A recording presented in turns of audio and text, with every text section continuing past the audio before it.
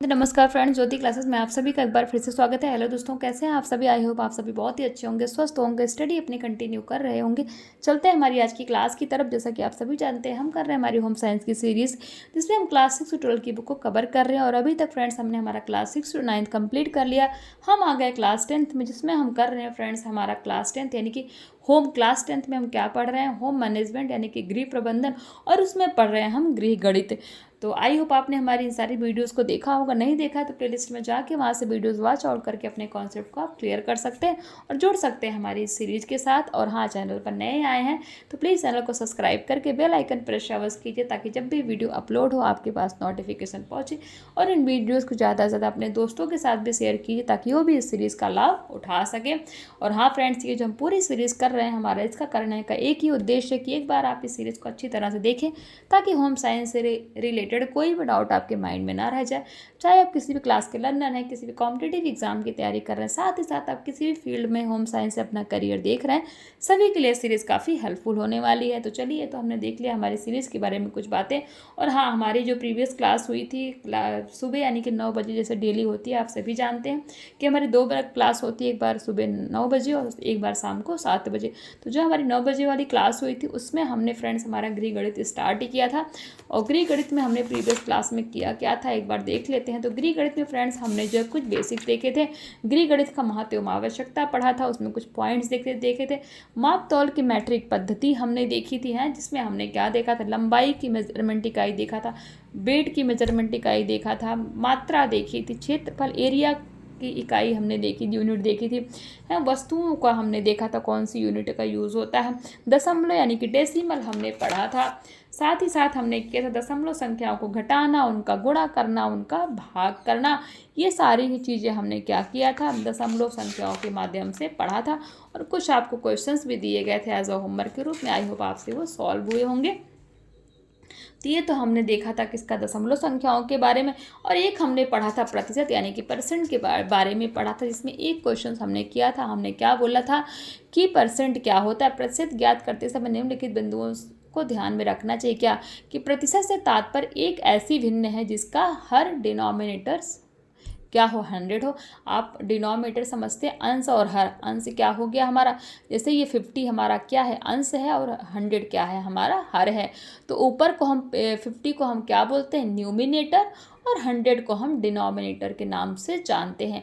तो इन्होंने वही बोला कि प्रतिशत से तात्पर्य एक ऐसी भिन्न से है जिसका डिनोमिनेटर 100 हो। आप समझ गए होंगे आई होप। दूसरा देखिए क्वेश्चन क्या कहता है? किसी भिन्न या दशमलव भिन्न की प्रतिशत में बदलने के लिए उसे भिन्न की 100 से गुणा कर दो। यानी कि जब कोई आपके पास, जैसे आपके पास कोई फ्रैक्शन है, जो भिन्न हम बोल रहे हैं, आपके पास सपोज ये 4/10 ये आपका भिन्न है, और इसको दशमलव में बदलना है। तो क्या यहाँ हमने क्या किया? हमारे पास क्या था? हमारे पास बटे में था क्या? 50/100। इसको हमने क्या किया? परसेंट था, इसको हमने क्या किया? हमने बटे में बदला है। अब देख लीजिए यहाँ पे क्या दे रखा है आपको। दूसरे क्वेश्चन में आपके पास अपॉन में करके, यानी अंश और हर के रूप में दे रखा है, आपको परसेंट में करना है। ये जस्ट अपोजिट है। यहाँ परसेंट में दिया था, आपको जो है बटे में यानी कि फ्रैक्शन में निकालना था। यहाँ फ्रैक्शन में दे रखा है, आपको किस में निकालना है? परसेंटेज में निकालना है। तो अगर परसेंटेज आपके पास है तो फ्रैक्शन निकालना है, तो आप किस तरह निकालेंगे? इस तरीके से निकालेंगे। सीधा परसेंटेज का जो है अंश को हर से गुणा कर देंगे और भाग कर देंगे, तो आपका जो है फ्रैक्शन निकल आएगा। और जब आपको फ्रैक्शन को परसेंट में निकालना है तो क्या करेंगे? ये देखिए, जैसे 4/10 है, तो 4/10 इज इक्वल टू 100, यानी कि 100 से क्या कर देंगे? इसको डिवाइड कर देंगे। किसको? ये देखिए क्या हो गया हमारा?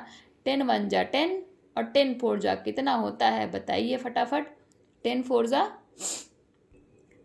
जा 40 होता है। तो यहाँ 40 आया कैसे? ये देखिए, ये दोनों एक दूसरे से पहले तो डिवाइड हो रहे हैं, और ये 100 इससे क्या हो जाएगा? मल्टीप्लाई हो जाएगा। ध्यान दीजिएगा, यहाँ एक जीरो है ये, और इसका एक जीरो से एक जीरो कट गया है। तो ये वन को जब आप 10 से करोगे तो 10 1 जा 10 ही आएगा, और जब 10 को आप 4 से मल्टीप्लाई करोगे तो 10 4 जा 40। ध्यान दीजिएगा, तो ऐसे आया हमारा ये 40। आई होप आपको ये समझ में आ गया होगा। देख लीजिए।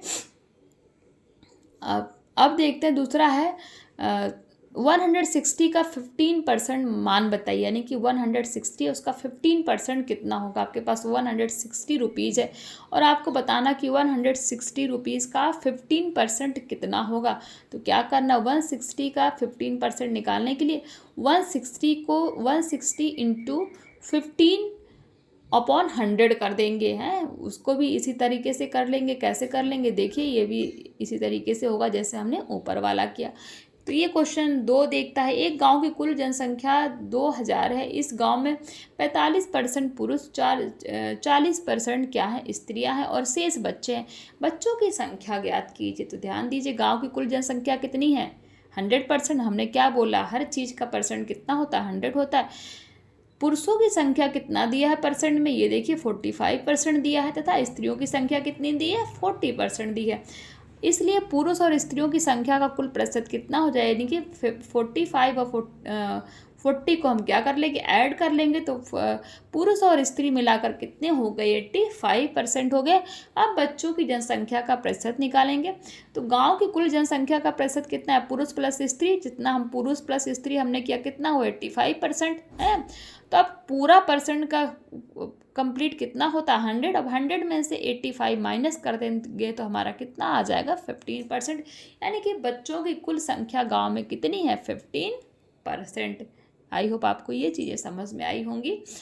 तो ये देखिए, इस तरीके से हम इसको करेंगे। अब ऐसे ही कुछ और क्वेश्चन दे रखे हैं और इन्हीं के साथ देखिए कुछ चेक पॉइंट्स दे रखा है। आई होप आप इनको कर सकते हैं, बहुत ईजी है परसेंट निकालना। दूसरा है लाभ एवं हानि, यानी कि प्रॉफिट एवं लॉस। प्रॉफिट एवं लॉस के बारे में देख लेते हैं। जब कोई दुकानदार किसी वस्तु को कम मूल्य पर खरीदकर अधिक मूल्य पर बेचता है तो दुकानदार को क्या होता है, लाभ की प्राप्ति होती है, यानी उसका प्रॉफिट होता है। और जब दुकानदार वस्तु को अधिक मूल्य पर खरीदकर कम मूल्य में बेचता है तो उसे हानि उठानी पड़ती है, यानी कि उसका लॉस होता है। कोई वस्तु रुपये 300 में खरीदी जाए तथा 320 में बेची जाए तो क्या होगा, प्रॉफिट हो जाएगा, है, बेचने वाले का लाभ होगा। इसके विपरीत यदि उसे रुपये 280 में बेचनी पड़े तो बेचने वाले को क्या होगा, भाई 300 का खरीदा और 280 में बेच दिया तो बेचने वाले को क्या मिला, कुछ नहीं, इट मीन्स उसका लॉस हो गया, यानी कि उसकी हानि हो गई। लाभ और हानि ज्ञान करने के लिए निम्न बातों का ध्यान में रखना चाहिए। कैसे, पॉइंट 1 कहता है किसी वस्तु को खरीदना क्रय कहलाता है, यानी कि जब आप किसी वस्तु को खरीदते हैं उसको क्या कहते हैं, क्रय कहते हैं। तथा वह मूल्य जो वस्तु को खरीदने में देना पड़ता है उसको क्रय मूल्य कहा जाता है। ध्यान दीजिएगा, जब आप किसी वस्तु को खरीदते हैं इसमें उसको क्रय कर रहे हैं। और जब आप उसी जो वस्तु खरीदते हैं उसका जब आप मूल्य देते हैं तो वो क्या कहलाता है, क्रय मूल्य कहलाता है। दूसरा पॉइंट, किसी वस्तु को बेचना विक्रय कहलाता है। आपने किसी को बेच दिया, आपने क्या कर दिया, सेल कर दिया, विक्रय हो गया। और जब आप उस जो वस्तु को जब बेचने पर प्राप्त होता है उसको भी, यानी कि सेलिंग प्राइस कहते हैं। विक्रय मूल्य, सेलिंग प्राइस, और यहाँ पे क्या हो जाएगा, बाइंग प्राइस हो जाएगा और बेचने को सेलिंग प्राइस हो जाएगा। आई होप आपको ये 2 पॉइंट समझ में आया होगा, क्रय मूल्य एवं विक्रय मूल्य। जब किसी वस्तु को कम मूल्य पर लेकर अधिक मूल्य पर बेचा जाता है तो लाभ होता है, अर्थात लाभ इज इक्वल टू विक्रय मूल्य माइनस क्रय मूल्य। चौथा है, जब किसी वस्तु को अधिक मूल्य पर देकर कम मूल्य पर बेचा जाता है तो हानि होती है, अर्थात हानि इज इक्वल टू क्रय मूल्य, यानी कि विक्रय मूल्य। पांचवा है, लाभ और हानि प्रतिशत सदैव क्रय मूल्य पर ही ज्ञात किए जाते। ध्यान दीजिएगा, जब भी आपको लाभ एवं हानि निकालना है तो हमेशा क्या है, क्रय मूल्य पर ही ज्ञात किया जाएगा। जैसे कि एक में है लाभ, देखिए बता रहा है आपको, लाभ प्रतिशत इज इक्वल टू लाभ बटे क्रय मूल्य इंटू 100। और हानि का प्रतिशत निकालना है तो हानि अपॉन क्रय मूल्य इंटू 100। ध्यान दीजिएगा, जब लाभ का निकालना है तो लाभ अपॉन क्रय मूल्य इंटू 100%, और हानि का निकालना है तो हानि अपॉन क्रय मूल्य इज इक्वल टू इंटू 100%। उदाहरण के सिर्फ समझते हैं और अच्छी तरीके से समझ में आएगा। एक व्यक्ति ने एक बकरी ₹500 में खरीदी और बाद में उसे कितना कर दिया, 6200 यानी कि 6200 में बेच दिया। इस पूरे सौदे में व्यक्ति को कितना लाभ हुआ है, तो हल दिया है, देखिए ₹5000 तथा विक्रय मूल्य कितना है, 6200। 5000 क्या है, क्रय मूल्य, यानी कि एक व्यक्ति ने बकरी को क्या किया, 5000 में खरीदा ना, तो क्रय कितना हो जाएगा, उसकी बाइंग प्राइस कितनी हो जाएगी, 5,000 रुपये, और बेचा कितने में उसने 6,200 में। लाभ हुआ ना उसको भाई, 5,000 में खरीदा, 6,200 में बेच दिया, तो कितना लाभ हुआ। सीधा सीधा अगर आप देखें तो 1,200 का उसको लाभ हो गया। अब इसको निकालेंगे कैसे, तो लाभ इज इक्वल टू, हमने ऊपर देखा था, ये देखिए लाभ का क्या है, तो लाभ इज इक्वल टू आ जाएगा विक्रय मूल्य माइनस क्रय मूल्य, अर्थात विक्रय कितना, कितने में बेचा उसने 6,200 में, और खरीदा कितने था, 5,000 में, तो इज इक्वल टू आ गया 1,200। अतः उस व्यक्ति ने 1,200 का लाभ प्राप्त कर लिया। देखिए कितना इजी क्वेश्चन है। क्वेश्चन 23 है, संजीव ने एक गाय को ₹4,500 में खरीद कर ₹4,200 में बेचा, तो संजीव को कितने रुपए की हानि हुई। भाई उन्होंने गाय को कितने में खरीदा, संजीव ने 4,500 में खरीदा और 4,200 में खरीद दिया, बट हमें ऐसे तो पता है 300 रुपये की उसको हानि हो गई, बट निकालेंगे कैसे, तो देखेंगे जो हमारा क्रय मूल्य है वो कितना है, ₹4,500 तथा विक्रय है हो जाएगा 4,200, तो हानि है, तो क्रय मूल्य माइनस विक्रय मूल्य 4,500 क्रय मूल्य और माइनस कितना है विक्रय मूल्य, कितना 4,200, तो इज इक्वल टू ₹300। अतः संजीव को 300 रुपये की हानि हो गई। देखिए कितना इजी क्वेश्चन। आई होप आपको ये चीज़ें समझ में आ रही होंगी। अब ऐसे ही इसी तरह देखिए बहुत सारे उदाहरण दे रखे हैं। आई होप इन उदाहरण से आप बहुत अच्छे से समझ सकते हैं। इनका स्क्रीनशॉट लीजिए और सॉल्व करने की कोशिश करिएगा। नहीं सॉल्व होता तो बताइएगा। चेक पॉइंट्स में क्रय मूल्य बराबर ₹200 तथा विक्रय मूल्य बराबर ₹214। नहीं, इनका क्या करना, लाभ या हानि बताना है। दूसरा क्वेश्चन आपको देख रहा है, इनके उत्तर भी दे रखे हैं, आप सॉल्व करने की कोशिश करिएगा। अगर आपका आंसर एज इट इज आता है, इट मीन्स आपको चीज़ें समझ में आ रही, नहीं आता है तो फिर कमेंट करके पूछिएगा, हम बताने का प्रयास करेंगे। अब देख लेते हैं साधारण ब्याज, जिसको हम कहते हैं इंग्लिश में क्या, सिंपल इंटरेस्ट। सिंपल इंटरेस्ट से आप सभी लोग अवगत होंगे, सिंपल इंटरेस्ट क्या होता है। तो देखते हैं, पारिवारिक बजट बनाते समय परिवार के सभी खर्चों को ध्यान में रखा जाता है तथा साथ ही भविष्य की सुरक्षा हेतु अथवा आकस्मिक और भाविक आवश्यकताओं के लिए बचत हेतु धन बैंकों या डाकघर में जमा कर दिया जाता है। इस प्रकार जमा किए गए धन अथवा उधार लिए गए धन पर कुछ अतिरिक्त धनराशि मिलती है अथवा देनी पड़ती है, जो कि ब्याज कहलाती है।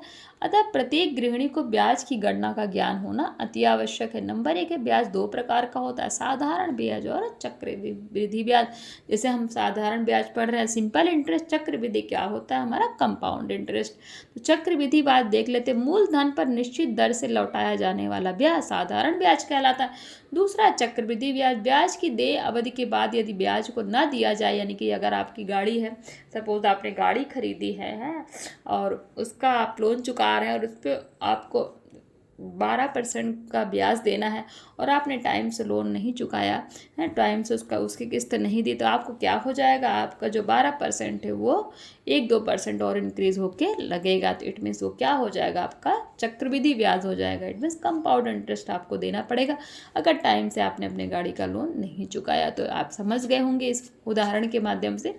तो कंपाउंड इंटरेस्ट देखते हैं, ब्याज की देय अवधि के बाद ही यदि ब्याज को न दिया जाए और मूलधन व ब्याज को जोड़कर ब्याज लिया जाए तो वह चक्रवृद्धि ब्याज कहलाता है। बैंक या डाकघर में जमा कराया गया धन या किसी से उधार लिया गया धन क्या होता है, मूलधन होता है। तीसरा पॉइंट है, जितनी अवधि महीने वर्ष इत्यादि के लिए रुपया उधार लिया जाता है उसे समय कहते हैं। चौथा पॉइंट है, मूलधन पर जिस दर से ब्याज वसूला जाता है उसे दर कहते हैं। दर प्रतिमाह, प्रतिवर्ष, प्रति रुपया, प्रति रुपये 100 होती है। बैंक में वार्षिक दर तथा प्रतिशत में ही ब्याज लिया जाता है। पांचवा पॉइंट है, मिश्र धन से आशय मूलधन तथा ब्याज के सम्मिलित रूप से है, यानी कि मिश्र धन किसको कहते हैं, इसमें मूलधन और ब्याज दोनों सम्मिलित हो। साधारण ब्याज संबंधित महत्वपूर्ण सूत्र यानी कि कुछ फॉर्मूले देख लेते हैं सिंपल इंटरेस्ट के। तो साधारण ब्याज इज इक्वल टू कितना होता है, मूलधन गुणे दर गुणे समय बटा 100। यहाँ पर चारों पदों साधारण ब्याज, मूलधन, दर तथा समय में से कोई 3 पद ज्ञात होने पर चौथे पद का मान ज्ञात किया जाता है। दूसरा, मिश्र धन इज इक्वल टू मूलधन प्लस ब्याज होता है। उदाहरण के माध्यम से इसको और अच्छे समझते हैं। तो 8% वार्षिक ब्याज की दर से ₹5,600 का 3 वर्ष का साधारण ब्याज क्या होगा।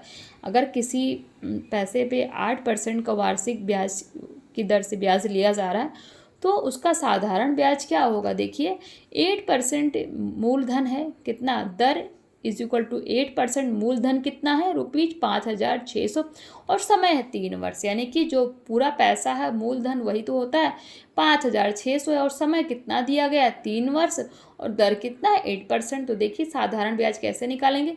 मूलधन गुणे दर गुणे समय बटा 100। तो मूलधन 5,600 और दर कितना दे रखा है? 8%, यानी कि 8% से लिया जा रहा है ब्याज और टाइम कितना दे रखा है? 3/100। तो क्या हो जाएगा? आप 5,600 को 8 से गुणा कर देंगे, फिर 8 को 3 से गुणा कर देंगे, तो आपका आंसर कितना आ जाएगा? बताइए फटाफट। 1,34,000 कितना आ जाएगा? 400। कितना आंसर आ जाएगा? 1,34,400/100 इज इक्वल टू, फिर 1,34,400 को 100 से डिवाइड कर देंगे तो आंसर कितना आ जाएगा? 1,344। यानी कि जो मूलधन था 5,600 पे, उसने 3 साल में कितना ब्याज दिया? 1,344 रुपये। आई होप इससे आपको समझ में आया होगा। एक क्वेश्चन और देख लेते हैं, फिर आप खुद ही करिएगा। क्वेश्चन 27 कहता है, एक व्यक्ति ने बैंक से ₹550.6% वार्षिक ब्याज की दर से उधार लिया। ध्यान दीजिएगा, एक व्यक्ति है, उसने बैंक से 550.6% वार्षिक ब्याज की दर से उधार लिया। 3 वर्ष बाद उस व्यक्ति को कितना ब्याज देना पड़ेगा? तो मूलधन कितना उसका 550 रुपये है और समय कितना है? 2 वर्ष है। दर कितना है? 6%। कितना उसने उधार लिया है? 550 रुपये लिया है। कितने दिनों के लिए? 2 वर्ष के लिए। और कितने परसेंट उसको ब्याज देना? 6%। तो मूलधन गुणे दर गुणे समय बटा 100 वही है। 550 गुणे 6 गुणे 2/100 इज इक्वल टू कितना हो जाएगा? कितना हो जाएगा? आप क्या करेंगे इसको? वही सेम प्रोसीजर, 550 को 6 से मल्टीप्लाई करेंगे, 6 को 2 से मल्टीप्लाई करेंगे, जो आंसर आएगा उसको 100 से आप क्या कर देंगे? डिवाइड कर देंगे और डिवाइड करके आपका आंसर क्या आ जाएगा? 66। तो यानी कि जो उसने 550 रुपये लिए हैं, कितने दिनों के लिए? बताइए फटाफट, कितने दिनों के लिए 550 रुपये लिए हैं उसने? 2 साल के लिए। और ब्याज कितना दे रहा है? 6% के हिसाब से। तो उसको कितना देना पड़ेगा? इन्होंने क्या पूछा कि 2 वर्ष बाद उस व्यक्ति को कितना ब्याज देना पड़ेगा, यानी कि 2 वर्ष के बाद उसने 66 रुपये एक्स्ट्रा दिए। किसको? जिसने बैंक से उधार लिए थे। तो इस क्वेश्चन के माध्यम से आई होप आपको और अच्छे से क्लियर हो गया होगा। आप ये देखिए कुछ क्वेश्चंस, इनको सॉल्व करने की कोशिश करिएगा। ये क्वेश्चंस आपके लिए है। वैसे तो मैंने बहुत सारे क्वेश्चन सॉल्व नहीं कराए हैं क्योंकि इसमें सब कुछ सॉल्व किया हुआ है फ्रेंड्स। तो मैंने आपको बताया ना कि कुछ पॉइंट्स हैं ऐसे, कुछ टॉपिक ऐसे हैं हमारे जो हम पढ़ रहे हैं। इसमें तो अभी बस हम बेसिक एक बार जैसे बुक में लिखा है एज इट इज़ पढ़ ले रहे हैं, एक मतलब बेसिक नॉलेज के लिए। जब हमारा ये क्लासेस हमारी कंप्लीट हो जाएंगी ना, तो कुछ टॉपिक है उनको मैं अलग से कराऊंगी और बहुत डिटेल में ये सारे क्वेश्चंस हैं। जैसे हमने अभी पढ़े, क्या हमने इसका गुणा पढ़ा, दशमलव का भाग पढ़ा, जोड़ घटाव पढ़ा है।